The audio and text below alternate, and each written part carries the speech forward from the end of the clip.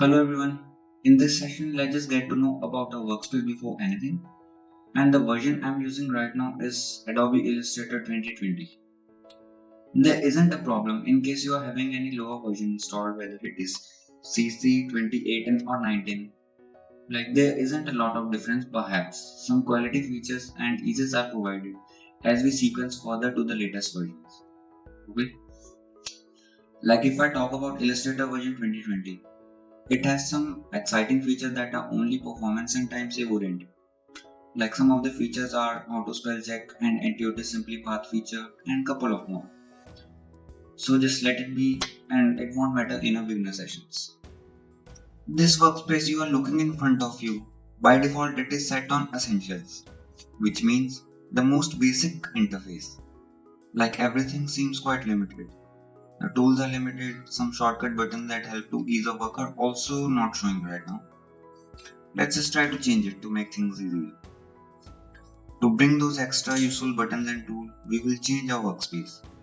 And you can do that by just simply going on Window over here, select Workspace, and here you can see by default it is ticked on Essentials.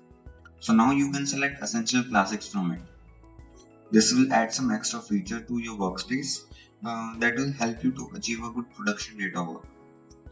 You see those toolbars, like the size of the toolbar has increased. Something happened here too in the property boxes. I will explain them one by one.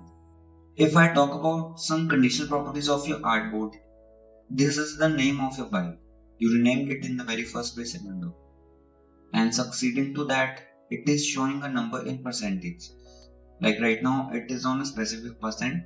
So it means that the artboard on which we are currently working right now, how much it is zoomed in or out. By just pressing Alt plus mouse wheel up or down together, you can zoom in or out of your artboard and you can see those numbers changing. It is quite useful to know the estimate size of your work when it will be finalized on actual size. Okay. Uh, One thing is that it only need to be on 100% to know. Here in brackets, RGB, it is our color mode, and GPU preview is the graphical preview of your work, which need not to be changed until we require. There is also a quick shortcut to change your workspace. You can also choose it from here as a shortcut, like here you can select your required workspace.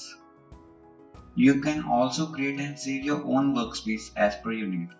As I told before, everything is customizable. By pressing F on your keyboard, you can change your Illustrator view throughout your full screen. And pressing it one more time, you can view your artboard and work separately, as all the other things are disappeared to give you a full screen preview of your job that you were working on, either on artboard or outside the artboard, doesn't matter. Don't feel trapped here. Press F one more time and you'll get out of the preview mode. One thing is quite obvious, that the introduction may seem pretty monotonous. Also quite obvious as we haven't started to draw anything yet. But just the thing, yeah, it's quite important for me to tell you all this. Like it is going to be nothing but general. Pretty cool thing is that I will try to make things so effortless as it could be possible. Right enough? So, moving ahead, I will also be showing you some of the tips and tricks to do several tasks quickly just to save your precious time. And for that instance, we have some shortcuts to help us out. And Illustrator keyboard shortcuts give a great efficiency while working with designing stuff. No, I'm not talking about just Illustrator or anything else, perhaps every designing software. Keyboard shortcuts save your time to a great extent, just like we used to do copy and paste in our folders. It's just the same thing. Like if I take an example over here, this is your screen and your workspace, and suppose you're making something in a zoom in mode. Like I will draw here something. Let's try to make a simple rectangle shape. And for that, let's take a simple rectangle tool. It is over here in the toolbox. As I talked about shortcuts, there is also easy way to select rectangle toolbox, and you can do that by just pressing M on your keyboard. Rectangle tool will be automatically selected. I will click and drag my cursor to draw a rectangle. Over here is a simple rectangle. This is the shape. I will again draw another rectangle overlapping that. Just like I want to make a small united rectangle of just the intersection of those two shapes. Here it is. Doesn't matter. It is not quite visible. It has to be just present here. Boom. I will just zoom in my artboard to zoom that small shape. And for that, as I have already told you about the shortcut to zoom in and out. Yes, you got me right. That is Alt plus mouse wheel up and down. I will just zoom now by pressing Alt and mouse wheel up and down. And now I can see that small rectangle clearly. Yeah, that's perfect.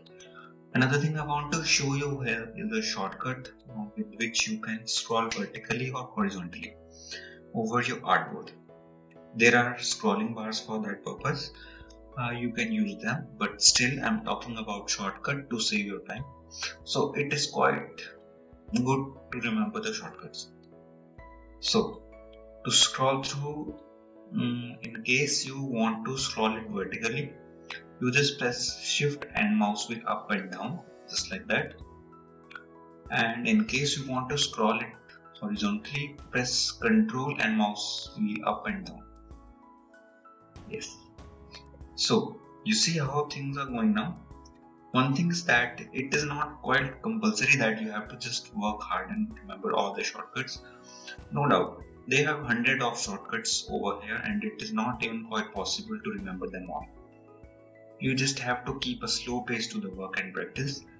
No issue. If you are not able to remember shortcuts, you will get to know about them just by sticking to it and practicing. Understand? So I think that's it for now and I will see you in the next one.